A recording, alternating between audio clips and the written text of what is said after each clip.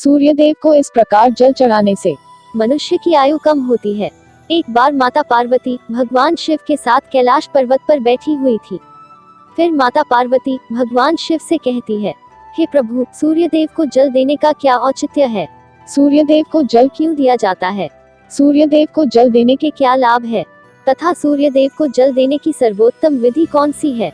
तब भगवान शिव कहते हैं, हे पार्वती, आपने समस्त मानव जाति के कल्याण हेतु उचित प्रश्न किया है। सूर्य की उपासना अत्यंत शुभ फलदायी है। प्रत्येक मनुष्य को सूर्य को जल अवश्य देना चाहिए।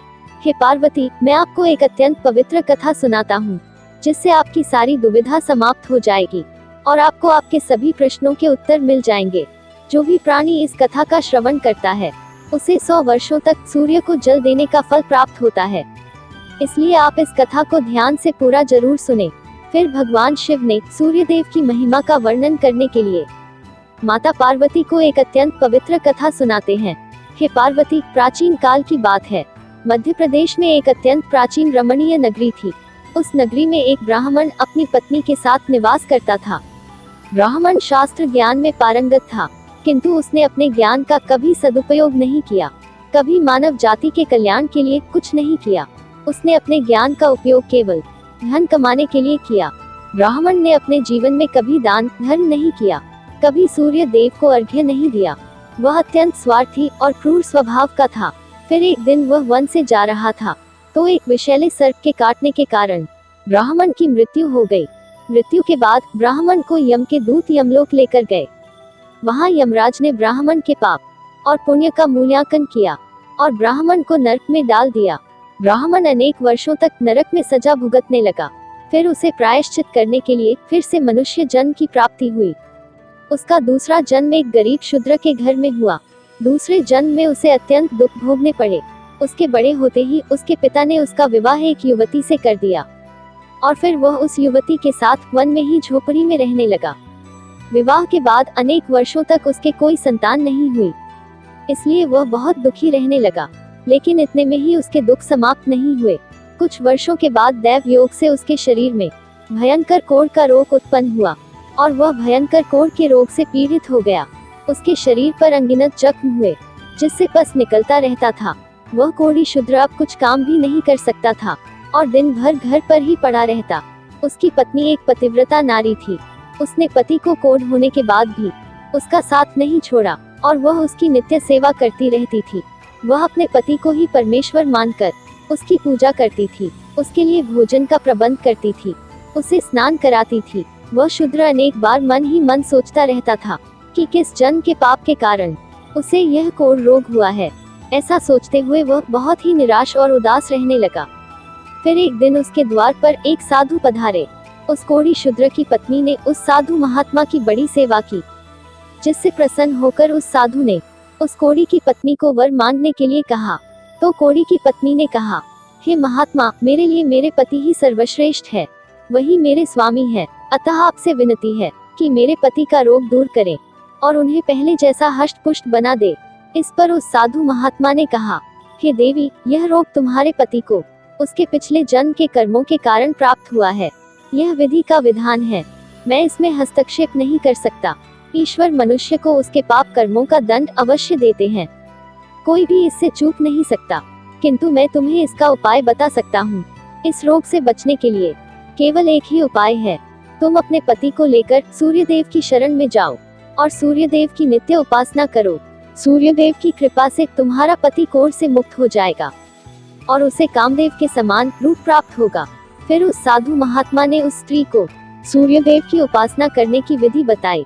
उस विधि को जानकर उस कोढ़ी की पत्नी ने अपने पति के साथ मिलकर पूरी निष्ठा और श्रद्धा से सूर्यदेव की उपासना की और देखते ही देखते कुछ दिनों में उसका पति पूरी तरह से ठीक हो गया।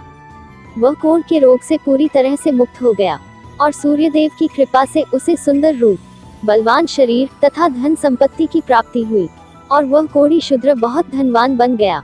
फिर भगवान शिव कहते हैं, हे पार्वती, अब मैं तुम्हें सूर्यदेव को प्रसन्न करने की विधि और मंत्र के बारे में बताता हूँ, जिसे करने से मनुष्य के सभी रोग नष्ट होते हैं, उसे उत्तम स्वास्थ्य और सुख समृद्धि की प्राप्ति होती है।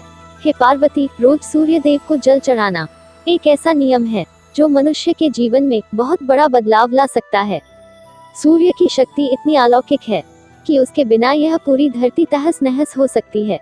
सूर्यदेव प्रकाश, सकारात्मकता, इंद्रिय संयम, ऊर्जा आदि के देवता है। सूर्यदेव को मात्र जल चढ़ाने से सभी संकट दूर हो सकते हैं। संसार की हर परेशानी का हल सूर्यदेव के पास ही है। सूर्यदेव की उपासना करने से आत्मा की शुद्धि होती है और मनोबल बढ़ता है। सूर्योदय के समय सूर्य की किरणों से वातावरण पवित्र और सकारात्मक बन जाता है। यदि प्रतिदिन सुबह स्नान करके सूर्य देवता को मंत्रों का उच्चारण करते हुए जल चढ़ाते हैं तो इसके कई फायदे होंगे।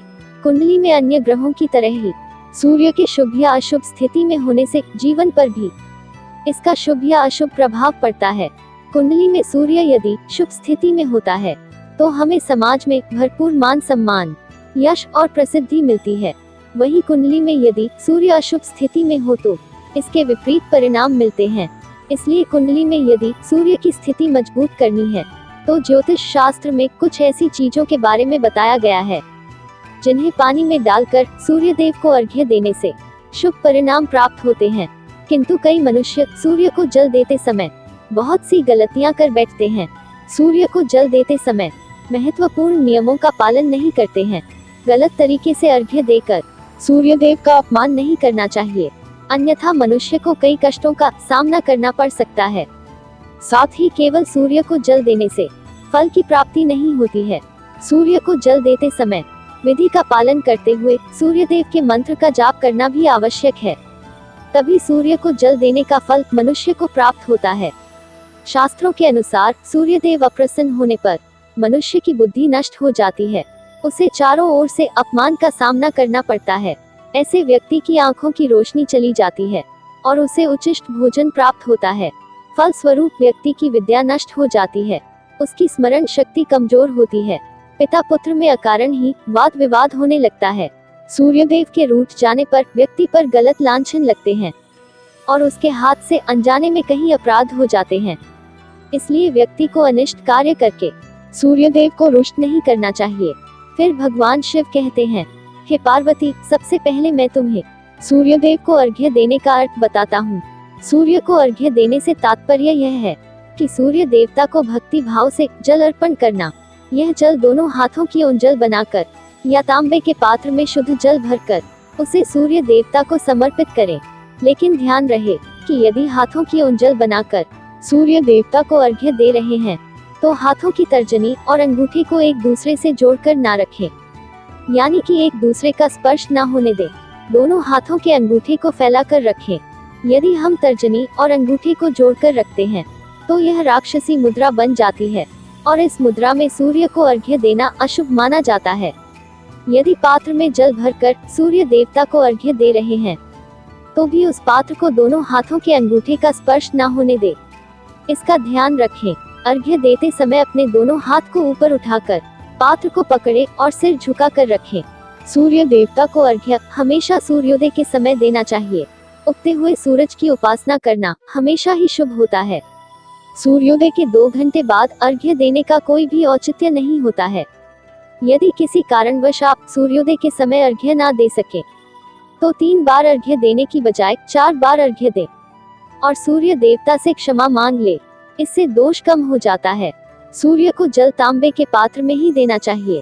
तांबे को सूर्यदेव की प्रिय वस्तु माना जाता है, इसलिए सूर्य को जल देने के लिए केवल तांबे से बने पात्र का ही उपयोग करना चाहिए। अन्य धातुओं से बने पात्रों में सूर्य को अर्घ्य देने से कोई लाभ प्राप्त नहीं होता है। परमात्मा ने सूर्य को जगत में प्रकाश करने, संचालन करने, अपने तेज से शरीर में ज्योति प्रदान करने तथा जठराग्नि के रूप में आमाशय में अन्न को पचाने का कार्य सौंपा है। इसी कारण से तांबे के पात्र में रखे जल को पीने से व्यक्ति पेट से जुड़े रोगों से भी मुक्त हो जाता है। उस तांबे के पात्र में गंगा जल या पवित्र नदियों का जल भरें। यदि ऐसा संभव नहीं है तो शुद्ध जल का प्रयोग करें। मात्र जल से कभी भी अर्घ्य नहीं देना चाहिए। जल के पात्र में जल के साथ मुख्य रूप से कोई भी लाल फूल, लाल चंदन और अक्षत जरूर डालें। आप चाहे तो इस जल में थोड़ा सा घी, शहद, दूध या गुड़ इत्यादि भी मिला सकते हैं। यदि किसी मनुष्य ने सूर्य को अर्घ्य देने का संकल्प लिया है तो यह संकल्प कभी नहीं तोड़ना चाहिए।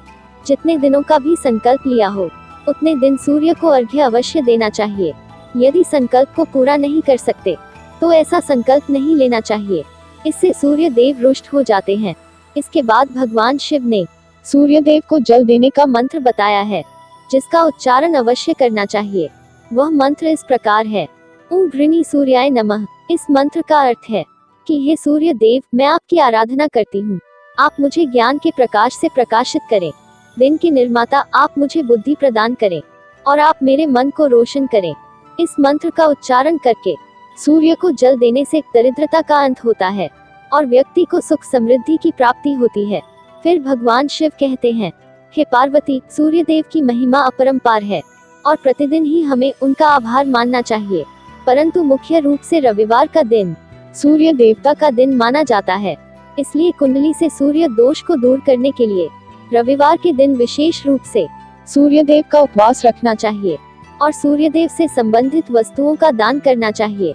सूर्य देव से संबंधित वस्तुएं हैं तांबा, गेहूं, गुड़, चंदन तथा पीले रंग के वस्त्र आदि। इन वस्तुओं का रविवार के दिन दान करने से व्यक्ति के सभी दुखों का अंत होता है। यदि व्यक्ति बीमार है अथवा घर में सूतक है या अन्य कोई समस्या है जिसके कारण वह सूर्य देव को अर्घ्य नहीं दे पा रहे हैं, तो इसके लिए शास्त्रों में मानस पूजा का प्रावधान किया गया है, अर्थात अपने मन में ही सूर्य देव को अर्घ्य दे सकते हैं। सूर्योदय पूर्व दिशा से होता है और यदि किसी कारणवश सूर्य देव दिखाई नहीं दे रहे हैं तो उनका मन ही मन स्मरण करके पूर्व दिशा की ओर मुख करके उन्हें अर्घ्य दे सकते हैं, लेकिन कभी भी सूर्य को अर्घ्य देने का संकल्प ना छोड़े। इस प्रकार भगवान शिव ने सूर्य देव को अर्घ्य देने की विधि, सूर्य देव को अर्घ्य देने का मंत्र बताया है। दोस्तों, आपको यह कथा कैसी लगी? आप कमेंट बॉक्स में ओम नमः शिवाय लिखकर अवश्य बताएं। साथ ही वीडियो को लाइक और शेयर करें। यदि आप हमारे चैनल पर नए हैं तो हमारे चैनल को सब्सक्राइब जरूर करें। धन्यवाद दोस्तों।